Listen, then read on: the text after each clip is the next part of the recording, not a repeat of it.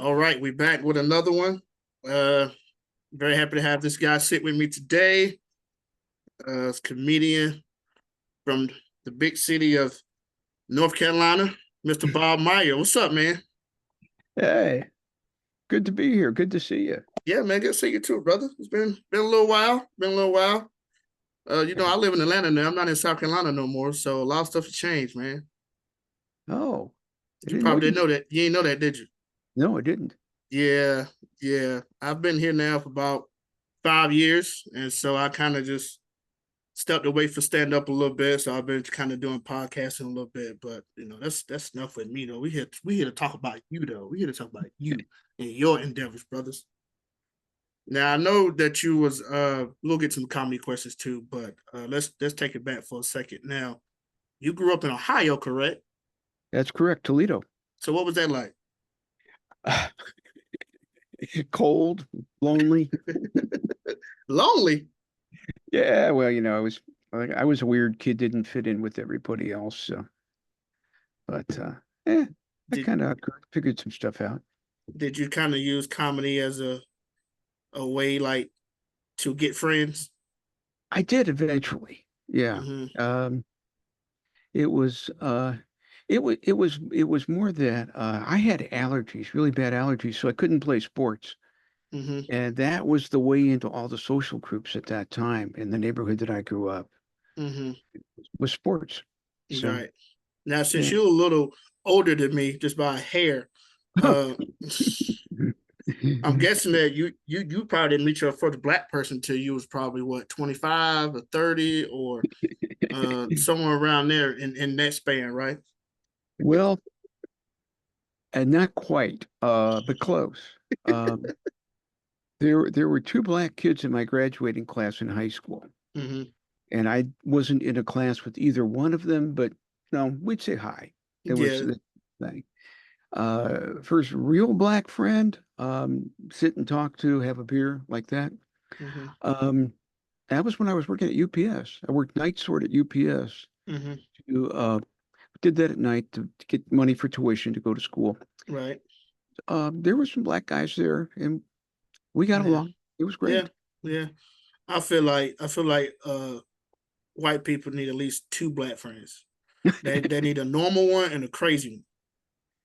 Oh, Yeah, you that's need at least a normal one or a crazy one. that's Because a the tough. normal one gonna tell you straight up, but you need a crazy one just to be ratchet with sometimes, just to do some dumb shit sometimes. So you need at least two. You need at least two of that. That's what I always say. You know, Well, I think I've got that covered now. Um, I'm sure you do. All the comedians you run across, I'm sure you do. I'm sure you do. So when was it when you decided, you know what, I want to do something crazy and I want to tell jokes in front of strangers? When you decided to do that? okay. It was something I'd wanted to do ever since I was a kid. It Mm-hmm. was just, but those people seemed like magic to me. I didn't know how to even start or get there. Finally, though, my wife was offered a job teaching in Bessemer City. Mm-hmm. So we moved down here. I got a transfer to our Charlotte office, and I was looking around for something to do and get out and meet some people. Mm-hmm. And at that time, the Comedy Zone was teaching a class. So I signed up for that, and here I am. Oh wow, wow. But I often wonder though, when you said they had a class for it, right? How did they teach y'all how to do stand up? Because I never, in my wildest dreams, I always thought stand up one of the things either you have it or you don't. Either you got the gift or you don't. You got the gift of gab or you don't. You know how to tell jokes or you don't. How did they even teach it? Well, what you said is true. There's an awful lot of, intrinsic talent that you have to have, ability, at least with language and understanding things. The main things I learned there was how to go about going to an open mic. I didn't even know that.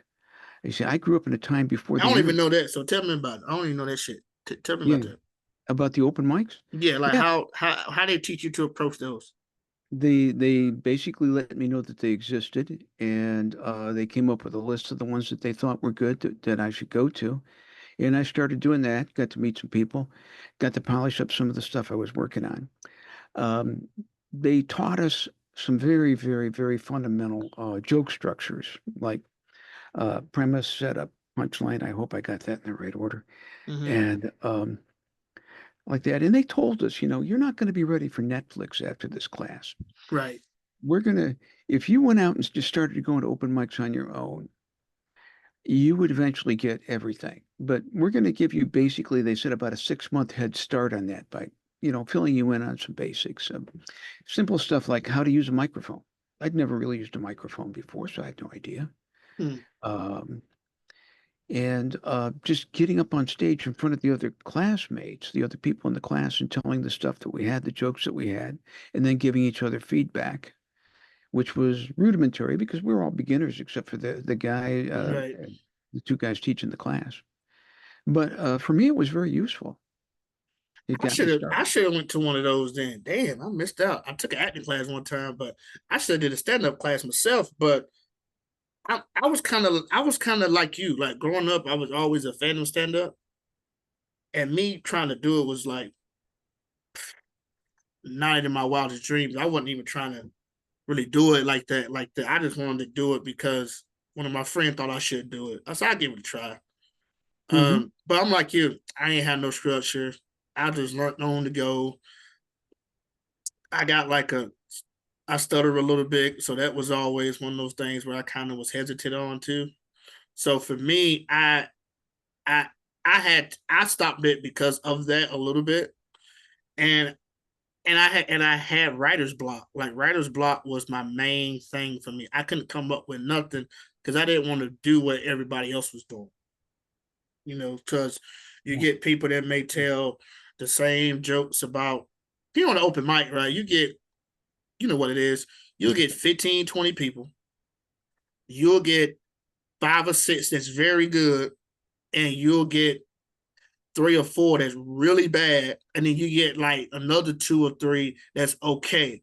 But the one that's really bad is all in the sauce with the good people. So it kind of drains the suck the air out the room. Kind of don't have a flow.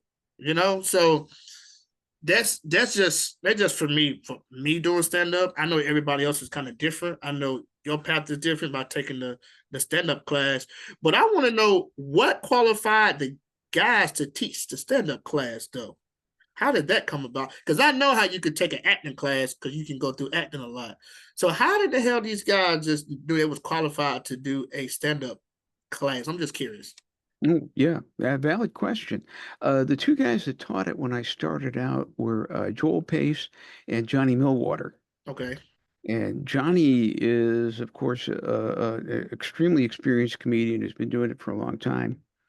Joel has, to my knowledge, never really done stand-up. He's been on stage once or twice to host and things like that.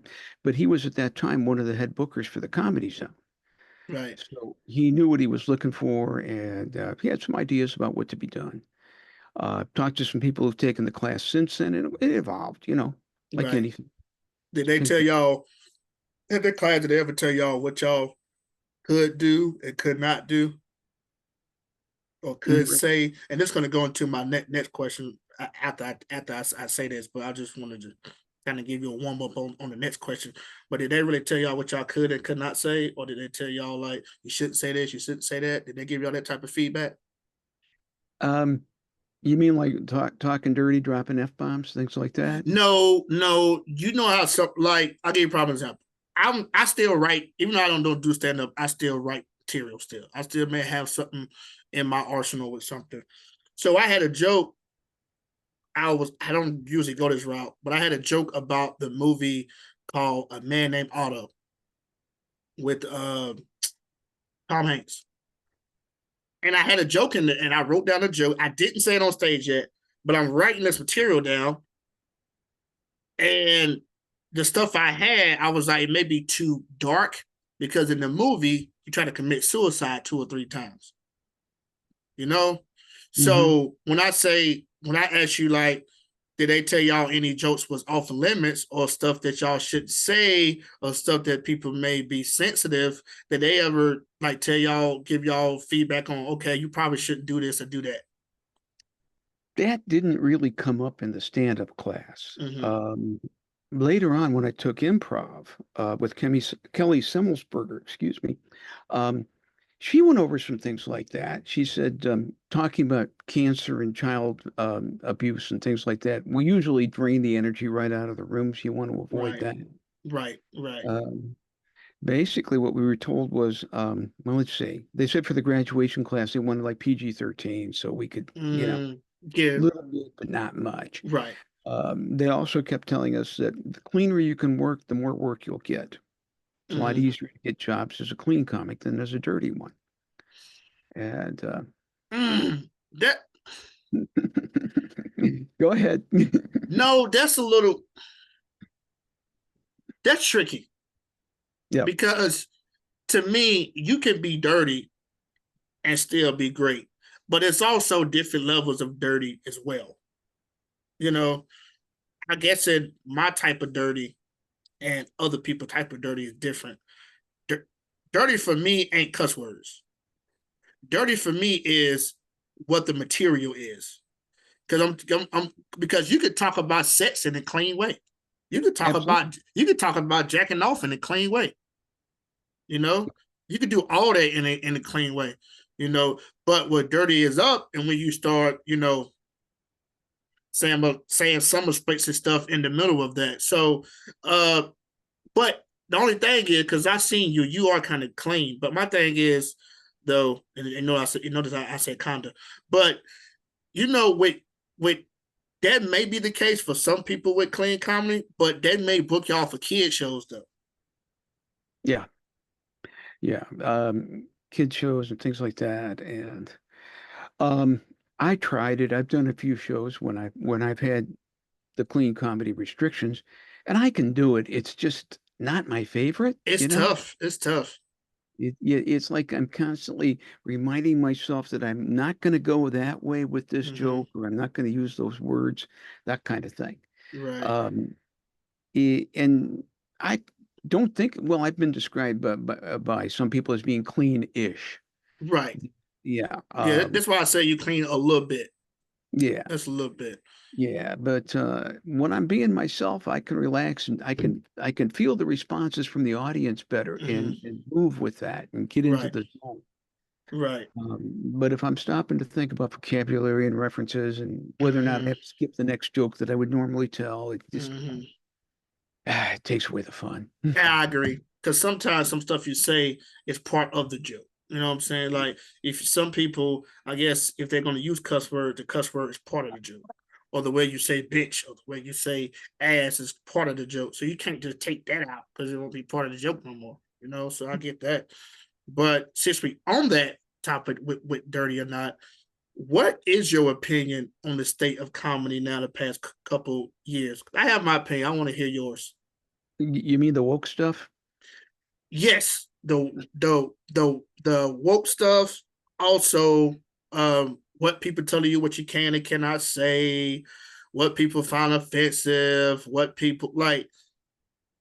You'll get my opinion in a minute, but I want to hear yours. Yeah. But where are you at with it? Um, Because you I because you're actually on stage still, not me. But I just want to know where your state of mind's at. okay. There's some jokes I've dropped uh, Mm, because they weren't universally acceptable anymore. Not many.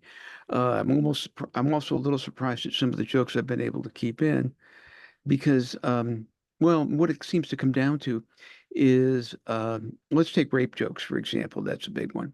right. I found as long as I don't say the actual word rape, I can pretty much get away with it. Mm-hmm.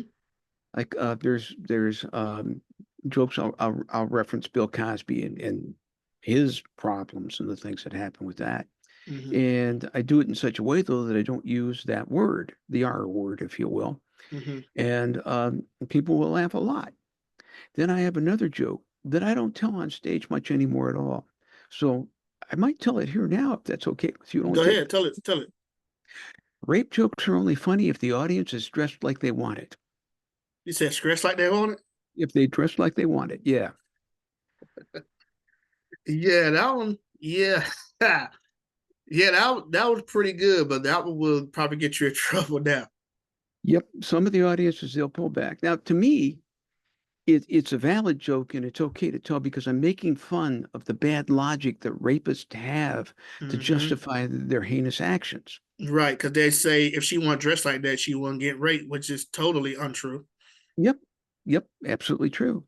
But on the other hand, when I tell a joke like Bill Cosby is one man who does not like his women woke, yeah, and everybody laughs at that. Even it's a joke about rape, though. Yeah, yeah, So yeah. maybe But maybe I'm looking too deep. but the thing is, you found the niche around it too. You know what I'm saying? Like, yeah. I mean, I ain't never really. I think I told one joke a while ago. I can't. I'm trying to remember it, but I can't. I think I said. I know what I said. I think I meant something like "Me Too" in there. Hmm. I think I said something like "Me." It was some new material I was trying, and it kind of was like I didn't hear a boo, but somebody was like, "Ugh." I was just like, "Well, damn, I thought it was light. I didn't think it was that bad," and I was just like, "Well, shit." I said, "I guess I can't use that joke no more." It's been jokes that I have written down in the past that I look at it, I be like, "Nah, I ain't gonna go this route. I just take it all away," you know. So I'd be like, Now another question I ask you. Now everybody has somebody in anything they did they wanted to be like. So who was your inspiration growing up starring comedy? Wow. George Carlin, of course. Oh, I love Joe Cole. Oh yeah. I love him. Um, there were I used to watch The Tonight Show with Johnny Carson. I'd stay up late and watch that. And he'd have a comic on every night. We'd do a few Mm-hmm. minutes. Mm-hmm. And it was those guys. I would watch them. I think this is amazing. We had when my parents bought their first stereo, at that time they gave you like 6 free records with it. Mm-hmm. And one of them was an Alan Sherman comedy record. And my brother and I basically memorized it. We would listen to it over and over again and kind of study it. Gosh, who else? Bob Newhart was starting to come along at that time. Lenny Bruce was already, I think Lenny Bruce was dead basically before I really became aware of it. Mm-hmm. Um, Gosh, I can't think of some of the guys' names, but yeah. Well, and there was Dick Gregory, and, Mm. and You know what? I never really heard much of his stuff. I want to though. I have not heard much of his stuff. I know a couple of years ago I was looking on YouTube and I seen a lot of Red Fox stuff because I never mhm. really got into Red Fox. I want to hear some of Red Fox material. And man, I tell you what, Red Fox was way before his time. Red Fox was saying jokes in the 80s and the late 70s that you will probably later on hear in the 90s. It's like for me, I think Red Fox would have been a monster if he was alive when Def Comedy Jam was around. Absolutely true. Even though he didn't need it because he already had a big name by then. But a lot of comics that students of the game, they love popping in on little pop in shows. Like I gave a prime example. I was at an open mic here in Atlanta a few years ago. I was there waiting for my turn. I was in the back. They said nobody can go in the green room. I ain't give a fuck. I ain't going there, but I ain't give a fuck. So somebody they were like, "Oh, such and such is in the house tonight." I'm like, "Okay, y'all give it up for Miss Pat." So Miss Pat in there doing her material. I think some dude just said like a joke about dick sucking or something, and she was just like went at him for a good like 2 minutes about it. And as I take a look back at that moment right now, I had no idea who Miss Pat was. No, no, I'm sitting there with her. I'm sitting there in the same room with her. I'm sitting there in the green room back there chilling. I had no idea who she was. I swear to God, I had no idea who she was. And all of a sudden, she pop up, have a sitcom show a couple years later, and then she pop up on something else. I was like, I think that's the same one that was at the left.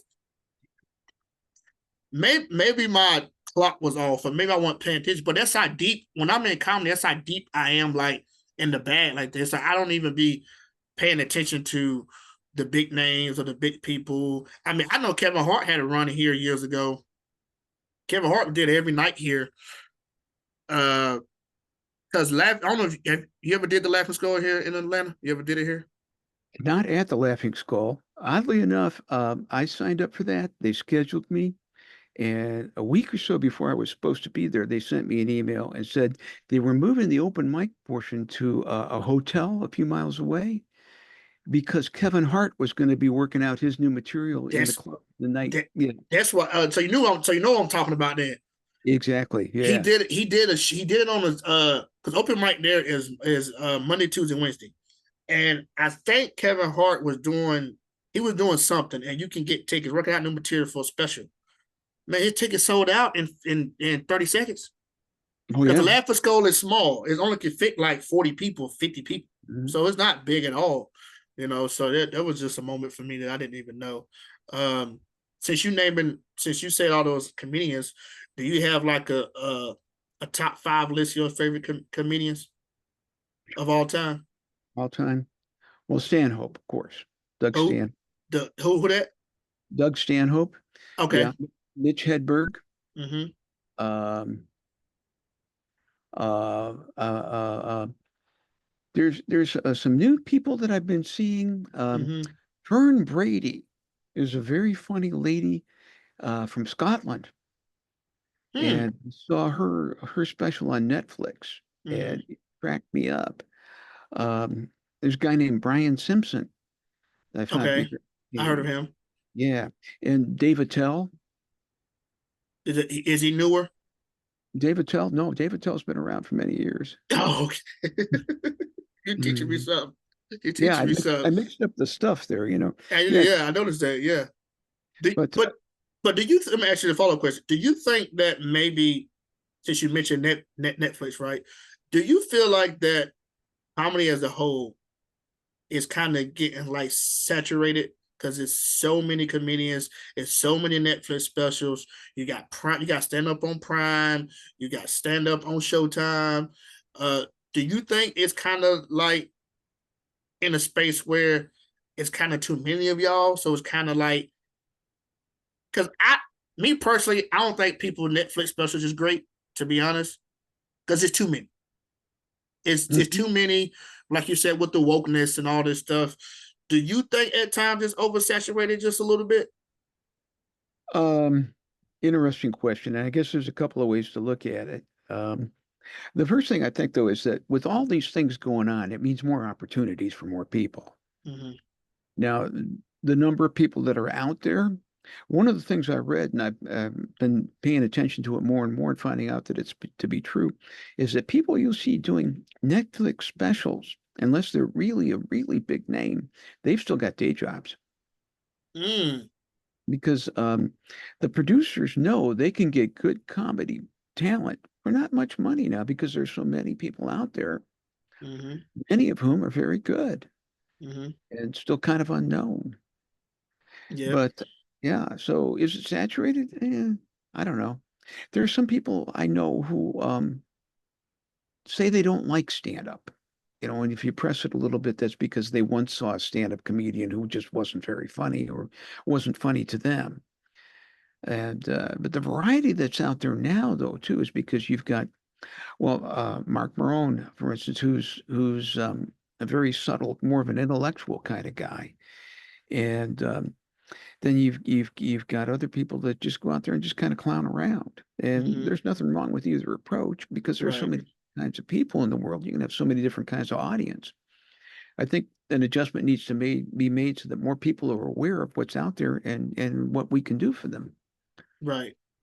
Well, you got different like lanes now because you got the social media comments, which they go to the stage. Some of them still great, some of them not. Um, but some comedians too, they put up their own money with stuff so sometimes too, if they got it. So that probably goes back to what you said about, some people got day jobs and we don't even know how much Netflix be paying people either. I mean look out, they may cut you a check. Just let me be your manager. But they may cut you a check, you may be good to go. Hmm. Yeah. Yeah, Now I got a fun question for you. sure. Now, let's say let's say you are at let's say you come to Greenville, right? And you come into the Peace Center, and they say, Bob, I want you to put on this show for us, but we need you to be the host of it, but we need a headliner, an opener, and two features. Which four comedians you getting? Who's opening? Who's who's opening? Who's the headliner? Who's the two features? Let's see. I'm assuming we're the entire comedic universe is living and dead. We go do living right now. Oh, okay. Living. Well, Stanhope, Mm-hmm. he's pretty irreverent. I like that. Attell. Mm-hmm. Jeff Ross, who works with David Tell a lot. Mm-hmm. And Fern Brady, the woman I mentioned earlier. Oh And yeah. she's kind of cute. I'd like to meet her. Yeah. I'm much too old for her, but I'd still like to meet. Maybe I could hook up with her mom. But If they look alike. excellent point.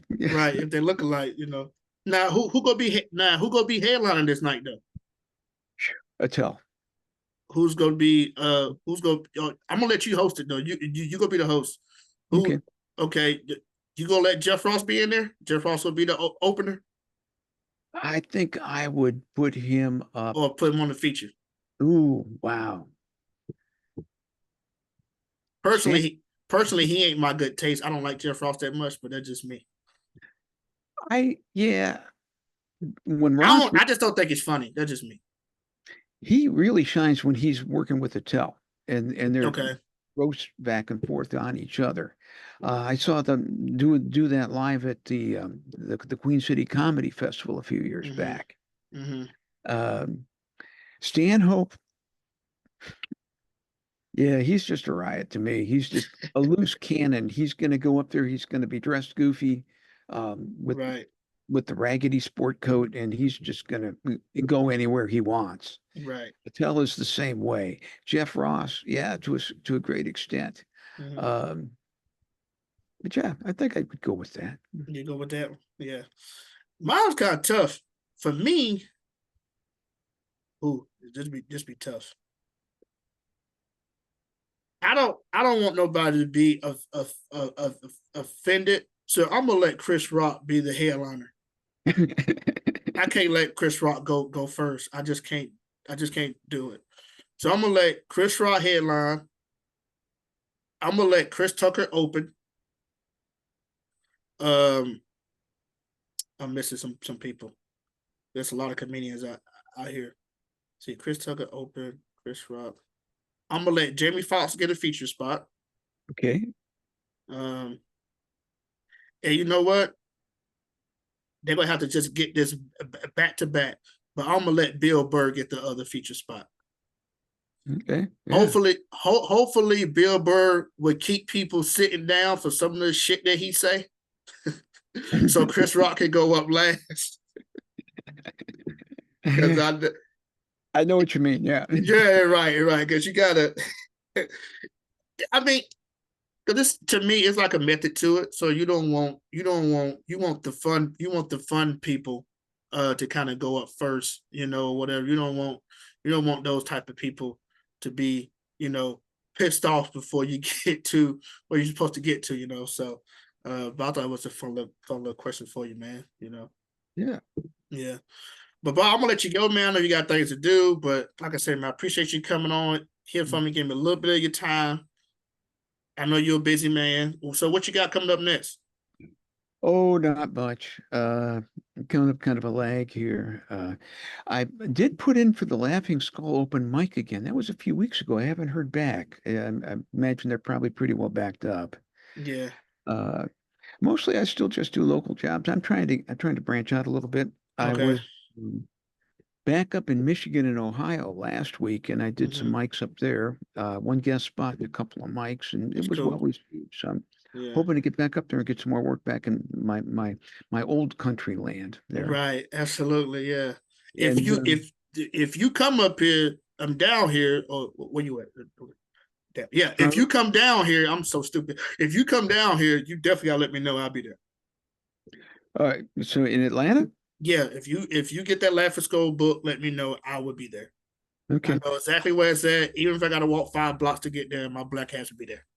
5 blocks. Ooh, that's close. Well, well. It's two ways I can park. I got a friend that live in a condo. I can just park in his lot, you know, for free, or I could Mhm. park in another lot and pay some money, or I could park by the park, which is free.